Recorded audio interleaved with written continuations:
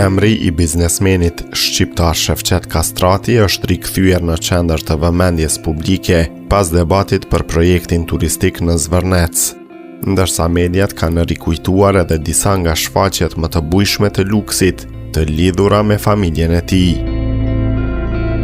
Kastrati, i cili përmes kompanive të tij operon në fusha si karburantet dhe ndërtimi, është përmendur ndër vite për investime të mëdha dhe një stil jetese të kushtueshëm.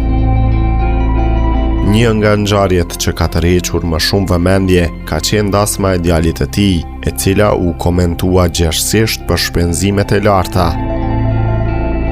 Sipas raportimeve mediale, vetëm dekorimi me lule të importuara nga Holanda ishte vlerësuar me rreth 120.000 euro, ndërsa organizimi përfshinte shërbime dhe kompani të huaja. Në fokus të raportimeve ka qenë edhe blerja e hotelit luksoz CLC Brickell në Miami, një investim i raportuar me vlerë rreth $55 milion. Së fundmi, emri i biznesmenit është përmendur në lidhje me projektin e resortit në Zvërnec, një nismë që ka shkaktuar debat publik dhe kundërshtime nga disa palë.